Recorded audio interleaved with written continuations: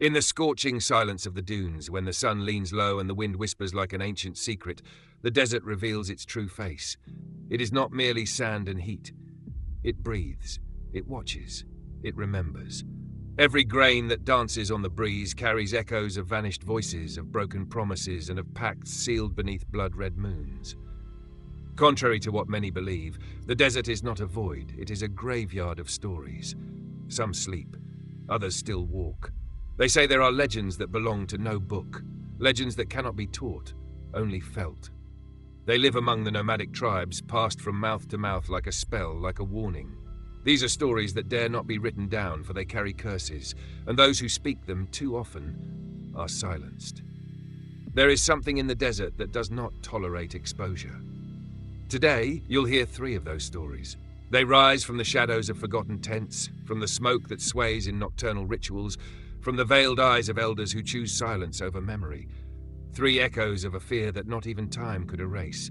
And once this journey begins, returning unchanged will be impossible, because once you hear the desert's call, it never goes quiet again. It marks you. Now, take a deep breath, close your eyes, and listen. The wind is speaking.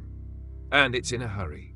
In 1972, a Franco-Moroccan expedition was crossing the outskirts of the Sahara, searching for traces of the legendary city of Zerzura, the White Oasis, lost between maps and the memories of nomadic peoples. Among the team was the renowned French archaeologist Julien Desroches, known for dismissing local superstitions and treating legends as dust upon relics. When Berber guides warned that certain ruins in the Jebel Ouenat dunes were guarded by a spirit of the sand, he simply laughed. "If the desert holds secrets," he said, "then I'm here to steal them." On the 3rd night of excavation, the team uncovered an unnamed structure, a circular altar, partially buried, etched with worn inscriptions that none of the locals dared to translate. Julien ignored every warning, removing a small statue from the site, a faceless, hooded figure carved in black stone. That same night, the storm began. The sky opened in rage, impossible winds tore tents from the earth, equipment vanished beneath mountains of sand in seconds. By sunrise, Julien had disappeared. They found him 2 days later, wandering in circles 3 kilometers away, dehydrated, eyes swollen and filled with sand. He kept repeating, in a mix of French and Arabic, a single phrase. He woke up, he woke up, he woke up.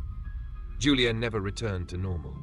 In Paris, he spent the rest of his life institutionalized, recognizing no one, whispering about eyes in the sand and shadows that move without wind.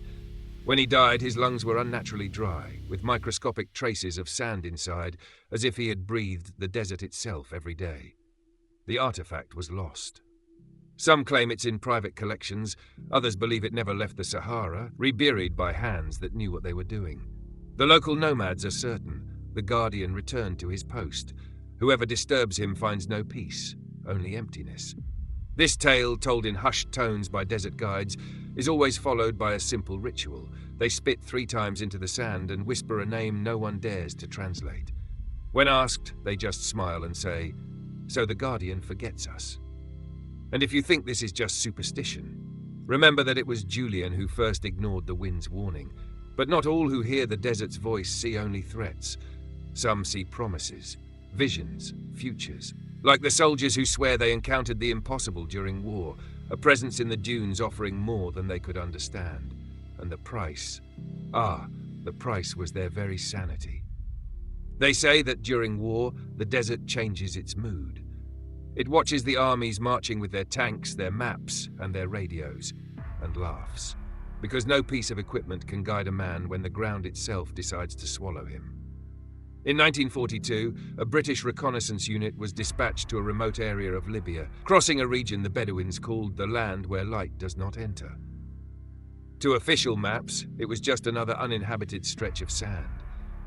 But to the nomads, it was the Black Desert, a place where even shadows fear to walk. Lieutenant George Mallory was leading 9 soldiers toward an observation point when a colossal sandstorm engulfed them. Radios failed. The compass spun wildly. For 2 days they walked without direction, until they stumbled upon something that shouldn't have been there.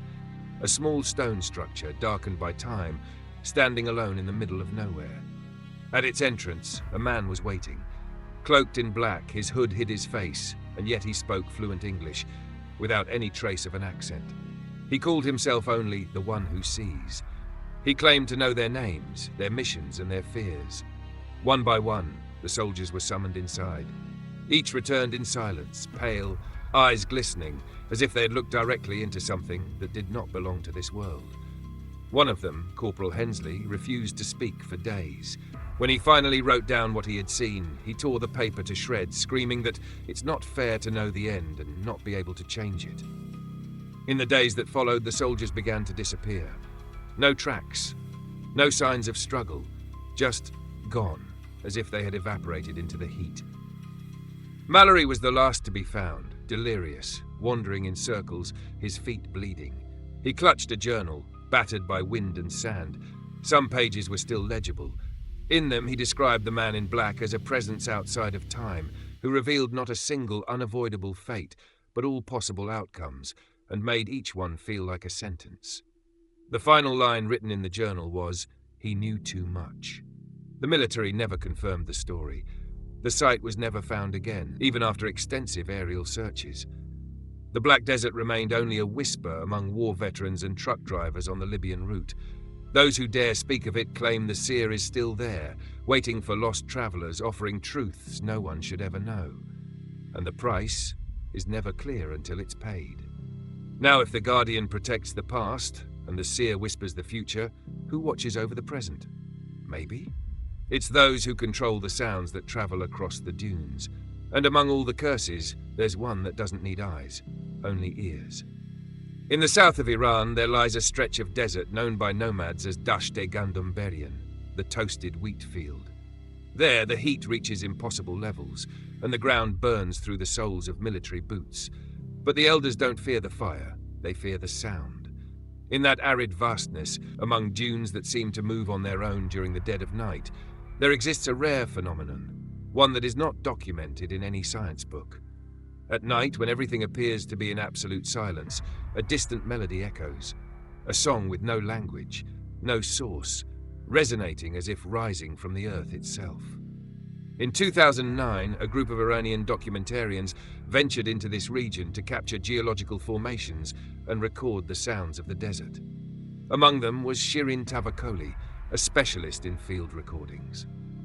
On the first night, she picked up a subtle noise, a low hum that soon transformed into something resembling a distant hypnotic female chorus, repetitive and strange. When she played it back for her colleagues, most of them laughed. Wind noise, they said. But on the second night, 2 members of the team were found walking toward the dunes with their eyes closed, as if sleepwalking, guided by something unseen.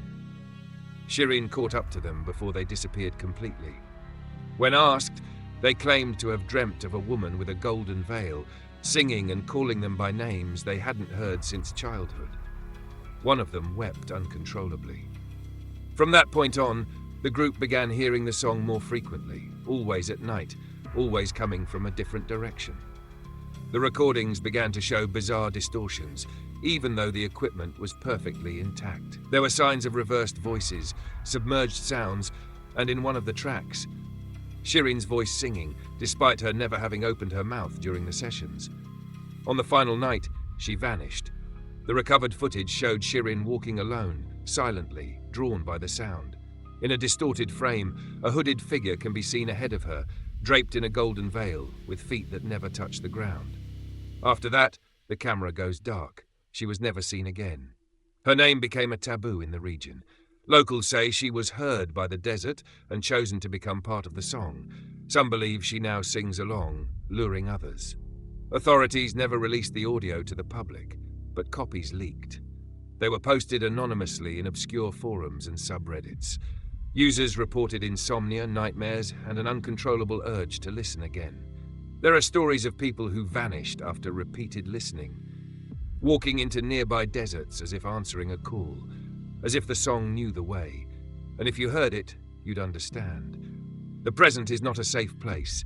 It's fragile, and sometimes when you listen too closely, something on the other side listens back.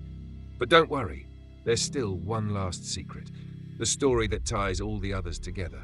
Before maps tried to tame the chaos of the sands, before borders were drawn with rulers over the untamable, the desert peoples already knew. There, between the grain and time, something existed, ancient, invisible, and hungry for oblivion. The first nomads, guided by instinct and fear, did not write down this secret. They chose to seal it. With blood, salt, and silence, they created the seal, a ritual that was neither prayer nor enchantment, but a pact, a contract of balance, made to keep asleep the three that should never awaken: the guardian, the seer, and the song. Each generation renewed the agreement, repeating sacred steps, burying offerings in circles, and paying the price with sacrifices. For centuries, this kept the desert in balance, not in peace, but in containment, until someone unknowingly opened what should never have been touched. In 1987, Brazilian linguist Livia Amaral led an international team on an expedition to the borderlands between the Sahara and the Sahel.